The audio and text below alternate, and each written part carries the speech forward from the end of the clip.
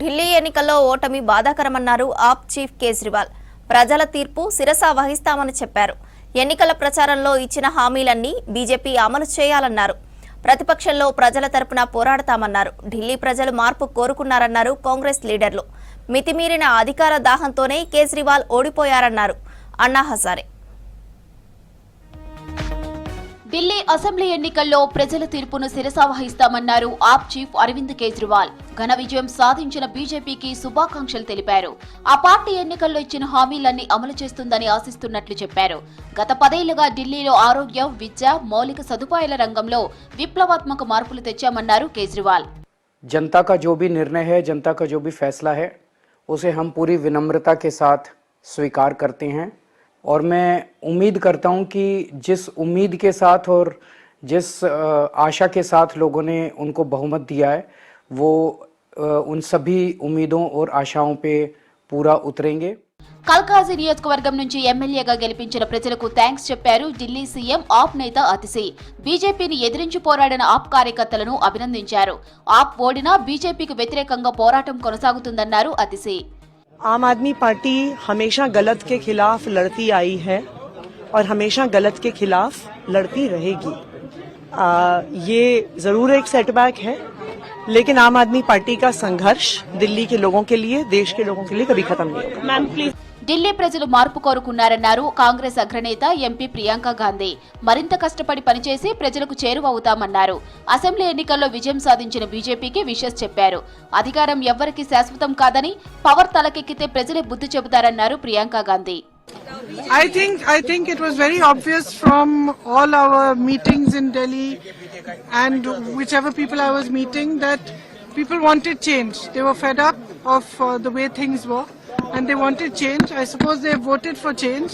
My congratulations to all those who have won. And for the rest of us, it just means we have to work harder and we have to stay there, be on the ground and be responsive to the people's issues.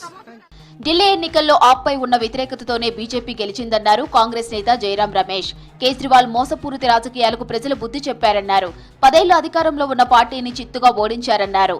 ఆప్ హయాంలో జరిగిన స్కామ్లను Congress party ఎత్తి చూపిందన్నారు జయరాం రమేష్. అధికార దాహంతోనే ఢిల్లీలో ఆప్తో పాటు కేజ్రీవాల్ ఓడిపోయారన్నారు అన్నా హజారే. కేజ్రీవాల్ పై అనేక అవినీతి ఆరోపణలు వచ్చాయన్నారు. అందుకే ప్రజలు ఓడించారన్నారు. ఆప్ పార్టీ పెట్టినప్పటి నుంచి కేజ్రీవాల్ కు తాను దూరంగా ఉంటున్నానన్నారు అన్నా హజారే.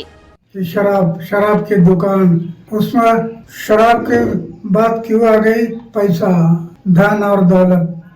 इसके कारण लोगों को भी चारित्र के बारे में बोलता है और दूसरे बारे में शराब की बात बता.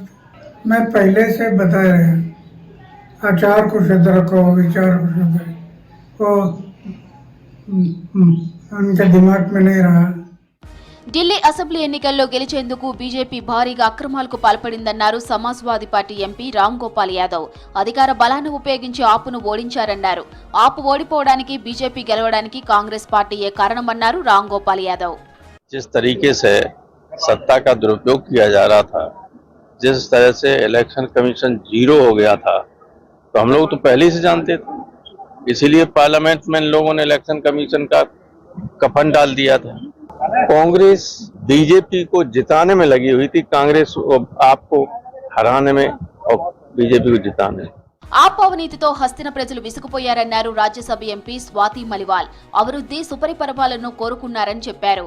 గత 10 సంవత్సరాలుగా కేజ్రీవాల్ అవినీతి, అరాచకత్వమే ఆపును ఓడించాయన్నారు. जिसने मेरी पिटाई करी उसको Z+ सिक्योरिटी दिलवाई, कैरेक्टर असैसिनेशन मेरा करा है, इतना झूठ और भ्रम फैलाया इन लोगों ने, तो मुझे लगता है कि दिल्ली की जनता समझदार है और वो देख सकती है कि उन्होंने क्या करा और उसका जवाब उन्होंने वोटों के द्वारा दिया. ఢిల్లీ అసెంబ్లీ ఎన్నికల ఫలితాలపై ఆసక్తికర వ్యాఖ్యలు చేశారు జమ్మూ కాశ్మీర్ సీఎం ఒమర్ అబ్దుల్లా. ఇండియా కూటమిలేని విభేదాలపై సెటైర్లు వేశారు. మీరు కొట్టుకొని చావండి, అప్పుడు ప్రత్యర్థులు ఆటోమేటిక్ గా గెలుస్తారని అర్థం వచ్చేలా రామాయణం వీడియో షేర్ చేశారు ఒమర్.